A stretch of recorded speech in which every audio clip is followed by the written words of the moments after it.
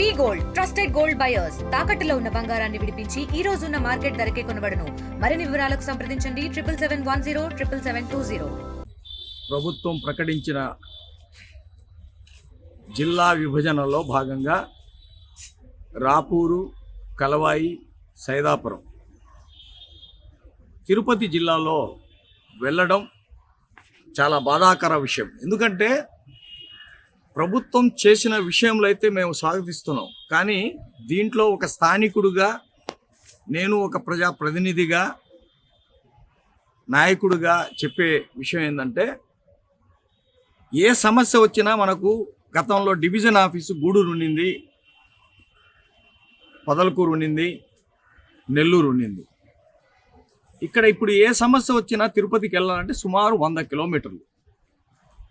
ప్రజలు ఏమన్నా సమస్య కలెక్టర్ ఆఫీస్కి వెళ్ళాలన్నా, లేదా ఆర్డీఓ ఆఫీస్కి వెళ్ళాలన్నా, లేదా ఎక్సైజ్ ఆఫీస్కి వెళ్ళాలన్నా, రెవెన్యూ ఆఫీస్కి వెళ్ళాలన్నా, పంచాయతీ ఎక్కడికి వెళ్ళాలన్నా చాలా కష్టం ప్రజలకు. ఇక్కడ మనకు ముఖ్యంగా గతంలో రాజకీయ పరంగా రాపూరు నియోజకవర్గం అంటే ఒక గుర్తింపు ఉండింది రాష్ట్రంలో. తెలంగాణ, ఆంధ్రప్రదేశ్ విడిపోక ముందు కూడా ఈ రాపూరు నియోజకవర్గం అంటే ఒక గౌరవం, గుర్తింపు ఉండింది. ఆ నియోజకవర్గం పోయింది స్వార్థం కోసం. గత వైసీపీ ప్రభుత్వంలో రాపూర్ ఎక్సైజ్ ఆఫీస్కి సుమారు 300 అంకణములు మద్దులముడుగు సెంటర్లో కేటాయించడం జరిగింది. ఈరోజు అక్కడ నిర్మించుకోవచ్చు. ఈరోజు ఎక్సైజ్ ఆఫీస్ కూడా పోయింది. ఎవరి మీద అన్న పొరపాటున కేసు పెడితే ఎక్కడికి వెళ్ళాలి? పొదలకూరు, నెల్లూరు, లేక తిరుపతికి వెళ్ళాలి. అలాగే డివిజన్ ఆఫీసులు, పంచాయతీరాజ్కి సంబంధించింది కానీ, ఇరిగేషన్ ఆఫీస్కి సంబంధించింది కానీ ఈరోజు తిరుపతికి వెళ్ళిపోయినాయి ఆఫీసులన్నీ. మళ్ళీ ఒక సామాన్యులు, నాయకులు అంటే వెళ్తుంటారు, ఏదో పని మీద తిరుగుతుంటారు. సామాన్యుల పరిస్థితి ఏంది? ఒక సమస్య మండలం లెవెల్లో, మండల కార్యాలయంలో పని జరగనప్పుడు, వాళ్ళ యొక్క పనితీరు బాగా లేనప్పుడు మనం పై అధికారులను కలవాలంటే సుమారు 100 కిలోమీటర్లు జిల్లా కలెక్టర్ ఆఫీస్కి వెళ్ళాలంటే తిరుపతికి వెళ్ళాలి. పోదాము అనుకుంటే డైరెక్ట్ బస్సు ఉందా? లేదు. ఇక్కడి నుంచి వెంకటగిరికి వెళ్ళాలి, వెంకటగిరి నుంచి మళ్ళీ తిరుపతికి వెళ్ళాలి. తిరుపతిలో బస్టాండ్లో దిగితే అది హైవేలో ఎక్కడో ఉంది, మళ్ళీ 100 రూపాయలు ఆటోకి పెట్టి ప్రజలు పోవాలి. ఇదైతే కరెక్ట్ కాదు. దయచేసి దీన్ని ప్రభుత్వం అధికారులు, ప్రభుత్వం గమనించవలసిందిగా రిక్వెస్ట్ ఇది. మా రాపూరు మండలం, సైదాపురం, కలవాయి, నెల్లూరు జిల్లాలో ఉంటేనే ఇక్కడ ప్రజలకు కానీ, రైతులకు కానీ, వ్యవసాయ పరంగా, ఆర్థిక పరంగా, రాజకీయ పరంగా బాగుంటుందని ఒక స్థానికుడుగా, ఒక స్థానిక నాయకుడుగా, మాజీ వైస్ సర్పంచ్గా నా కోరిక ఇది. దయచేసి ఇది పరిశీలిస్తారని మనస్ఫూర్తిగా రాపూరు ప్రజలు, మండల, పట్టణ ప్రజల తరపున నేను కోరుతున్నాను. మన ప్రభుత్వం, చంద్రబాబు ప్రభుత్వం ప్రకటించినట్టు జిల్లాల పునర్విభజనలో నెల్లూరు జిల్లా నుండి రాపూరు, కలవాయి, సైదాపురాన్ని తిరుపతిలో కలపడం జరిగింది. కానీ ఇది చాలా అన్యాయమైన ఒక సంఘటన నేను చెప్తున్నాను. రాష్ట్రంలో, ఆంధ్ర రాష్ట్రంలో ఫస్ట్ నెల్లూరు జిల్లా ఏర్పడింది రాష్ట్రం మొత్తంలోకి దాదాపు 150 సంవత్సరాల క్రితం. ఆ రోజు నుంచి ఈ రోజు దాకా రాపూరు మండలం, కలవాయి మండలం నెల్లూరు జిల్లాలోనే ఉన్నాయి. ఇదేమంటే మనకు నెల్లూరు జిల్లా 60 కిలోమీటర్లు రాపూర్ నుండి. అదే తిరుపతి అయితే 85 కిలోమీటర్లు పోవాలి. ఒక రైతు అనేవాడు, సామాన్య కూలి కానీ, రైతు కానీ ఒక జిల్లా కలెక్టర్ కార్యాలయానికి వెళితే రోజుకు ఒక 600 నుంచి 700 ఖర్చు ఉంది. ఆ రోజు ఆ పని కాకపోతే మళ్ళీ మరుసటి రోజు పోగల. అటువంటిది డివిజన్ ఉంది, గూడూరు డివిజన్లో కలుపుతాం అంటున్నారు. మనకు కండలేరు ముంపు అనేది దాదాపు 40 సంవత్సరాల నుంచి ఇప్పుడు కూడా విడదీయని అనుబంధంతో ఉన్నది. ఆ కండలేరు మునకలో దాదాపు 23 గ్రామాలు మునకలు పోయినాయి. ఆ గ్రామాల రికార్డు మొత్తం నెల్లూరు ఆర్డీఓ కార్యాలయంలో ఉంటాయి, లేదా నెల్లూరు సోమశిల సర్కిల్ కార్యాలయంలో ఉంటాయి. ఈరోజు అదే మనం గూడూరు డివిజన్లో కలిస్తే ఈ రికార్డులంతా రైతులు తేవాలంటే చాలా ఖర్చుతో, శ్రమతో కూడుకున్న పని. దానివల్ల చాలా నష్టం కూడా జరుగుతుంది రైతులు కానీ, సామాన్య ప్రజలు కానీ. అలాగే రాజకీయంగా కూడా నెల్లూరు జిల్లాతో ఉండే మనకు భాష, యాస అన్ని భౌగోళికంగా అన్ని అనుబంధాలు ఉన్నాయి. అదే తిరుపతితో ఈ రోజు దాకా ఎటువంటి పరిచయాలు కానీ, ఆ యాసతో కానీ మనకు పరిచయం లేదు.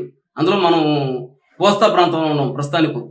అదే మనం రాయలసీమలో కానిపోతే ఏ రోజు కూడా మనం వాళ్ళతో కలవలేము. రాయలసీమ యాస కానీ, భాష కానీ అన్నీ డిఫరెంట్గా ఉంటాయి. అలాంటిది మనం దాంట్లో తిరుపతిలో కలవడం అనేది చాలా నష్టాలతో, కష్టంతో కూడుకున్న పని. ఇది ప్రభుత్వం దయచేసి పరిశీలించి పునర్విభజనలో నెల్లూరు జిల్లాలోనే ఉండేవాటం చేయాలి. రంగయ్య మాదిగా ఎంఆర్పీ జిల్లా అధికార ప్రతినిధిని. ఈరోజు రాష్ట్ర ప్రభుత్వం పునర్వ్యవస్థీకరణలో భాగంగా రాపూర్ని తిరుపతి జిల్లాలో కలుపుతున్నట్టు కొన్ని వార్తల్లో మేము చూసాము. అయితే గత ప్రభుత్వం పునర్వ్యవస్థీకరణ పరిపాలనా సౌలభ్యం కోసమని పార్లమెంటు పరిధిలోని జిల్లాలుగా 26 జిల్లాలను ప్రకటించింది. అయితే 26 జిల్లాలు ప్రకటించినప్పుడు నెల్లూరు జిల్లాలో ఉన్నటువంటి వెంకటగిరి నియోజకవర్గం కూడా తిరుపతి జిల్లాకి వెళ్ళింది. అదేవిధంగా సర్వేపల్లి నియోజకవర్గం కూడా తిరుపతి జిల్లాకి పోయినప్పుడు గౌరవ కాకానే గోవర్ధన్ రెడ్డి గారు రాష్ట్ర ప్రభుత్వంతో మాట్లాడి సర్వేపల్లిని నెల్లూరు జిల్లాగా ఉండేటట్టు ఆయన ప్రయత్నం చేసి నెల్లూరు జిల్లా కలిపినట్టు చేసుకున్నారు. మన శాసనసభ్యులు గౌరవనీయులు అప్పటి ఎమ్మెల్యేగా ఉన్నట్టే ఆనవ రామనారాయణ రెడ్డి గారు ఈ పరిపాలనా సౌలభ్యం కోసం జరిగిన ఈ ప్రక్రియ రాపూరు తిరుపతికి వెళ్తే దూరంగా అవుతుందని రాపూరు సైదాపురం కలవాయి మండలాల్ని తిరిగి నెల్లూరు జిల్లాలో కొనసాగించడం ఆయన ప్రయత్నం చేసి సఫలీకృతం అయ్యారు. దాన్ని అందరూ కూడా ప్రజలందరూ స్వాగతించారు. అయితే ఇప్పుడు మళ్ళీ ప్రభుత్వం పాత విధానాన్ని అనుసరిస్తూ తిరుపతి జిల్లాలో కలపడాన్ని ఎంఆర్పిఎస్గా మేమైతే ఖచ్చితంగా వ్యతిరేకిస్తున్నాం. ఈ నిర్ణయాన్ని రాష్ట్ర ప్రభుత్వం కూడా మార్చుకోవాలని మా అభిప్రాయాన్ని మేము స్పష్టంగా చెప్తున్నాం. ఎందుకంటే పరిపాలనా సౌలభ్యం కోసం అన్నప్పుడు కనీసం ఇక్కడ నుంచి తిరుపతికి 90 కిలోమీటర్లు ఉంది. అదే కలవాయికి అయితే దాదాపు 140 కిలోమీటర్ల దూరం ఉంటుంది. సైదాపురం కూడా భారీగా దూరం ఉంది. అదే నెల్లూరు జిల్లాలో అయితే దగ్గరగా ఉంటుంది. ఇది పరిపాలనా సౌలభ్యానికి సౌకర్యంగా ఉంటుంది. కాబట్టి ఆ పద్ధతిలోనే ప్రభుత్వం కూడా ఒకసారి ఆలోచన చేయాలని రాష్ట్ర ప్రభుత్వానికి మేము విజ్ఞప్తి చేస్తున్నాం. ఎందుకంటే గత ప్రభుత్వం 175 సీట్లు గెలుస్తామని చెప్పి ఈ జిల్లాల పునర్వ్యవస్థీకరణలో వైఫల్యం వల్లనే గత ప్రభుత్వం 11 సీట్లకు పరిమితమైంది.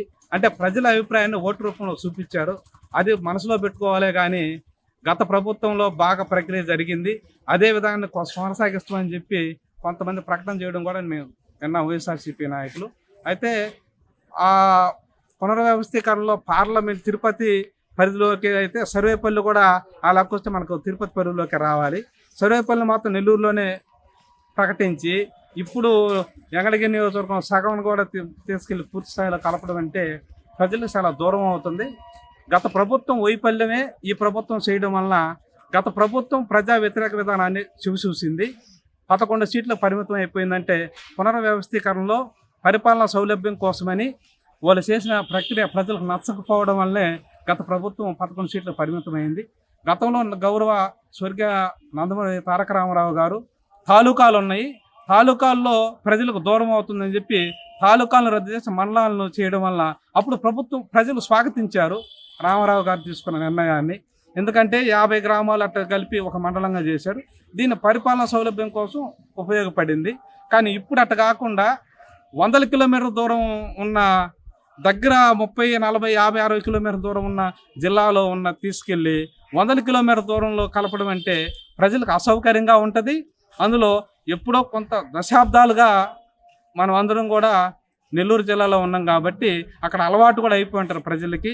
ఇప్పుడు కొత్తగా తిరుపతికి వెళ్ళాలంటే ప్రజలందరూ కూడా చాలా కష్టంగా ఉంది. కాబట్టి రాష్ట్ర ప్రభుత్వానికి మేము విజ్ఞప్తి చేస్తున్నాం, అప్పీల్ చేస్తున్నాం. ఒకసారి గౌరవ శాసనసభ్యులు కురుకుల రామకృష్ణ గారు కూడా పునరాలోచన చేసి రాపూరు, సైదాపురం, కలవాయి మండలాలను నెల్లూరు జిల్లాలోనే ఉంచాల్సిందిగా మేము ప్రభుత్వాన్ని విజ్ఞప్తి చేస్తున్నాం. పునర్విభజన అనేది ప్రజల సౌలభ్యంగా ఉండాలి. 60 కిలోమీటర్లలో 55 కిలోమీటర్లలో అరగంట ప్రయాణం ఉండే నెల్లూరు జిల్లాని తీసేసి 100 కిలోమీటర్లు 3 గంటల ప్రయాణము, 3 బస్సులు మారడము అనే తిరుపతి జిల్లాలో వేయడం కరెక్ట్ కాదు. 1970లో రాపూర్ మండలాన్ని గూడూరు డివిజన్లో వేస్తే అప్పుడు ఒకసారి ప్రజలు అప్పుడుండే పెద్దోళ్ళు ఏదో చేసుకొని నెల్లూరులో వేయించుకున్నారు. 2022లో గత ప్రభుత్వము తిరుపతి జిల్లాలో వేస్తే మళ్ళీ 3 రోజులు నిరాహార దీక్షలు కూర్చొని మళ్ళీ కాదయ్యని చెప్పి అప్పుడుండే ఎమ్మెల్యేలని మంత్రుల్ని పట్టుకొని మళ్ళీ నెల్లూరు జిల్లాలో వేయించుకొని ఏదో అట్లా ఉన్నాం. అటువంటిది ఇప్పుడు తిరుపతి జిల్లాలో వేయడం ఎంతవరకు కరెక్ట్? అరగంట ప్రయాణం నెల్లూరు, 3 గంటలు 3 బస్సులు ప్రయాణం తిరుపతి. అందుకని జరగబోయే క్యాబినెట్లైనా మంచి నిర్ణయం తీసుకుంటారని ఆశిస్తూ రాపూరు ప్రజలు కలువాయి, రాపూరు, సైదాపురం మండలాల్ని నెల్లూరులో కొనసాగిస్తారని ఆశిస్తున్నాం. చరిత్ర సృష్టించినోడు ఇప్పుడు ఆ చరిత్రని తిరగరాయబోతున్నాడు. అబద్ధాల గోడల్ని బద్దలు కొట్టి నిజాలను రాగా మీ ముందుంచబోతున్నాడు. నిజమైన వార్తల కోసం వెంటనే డౌన్లోడ్ చేసుకోండి రా యాప్ని.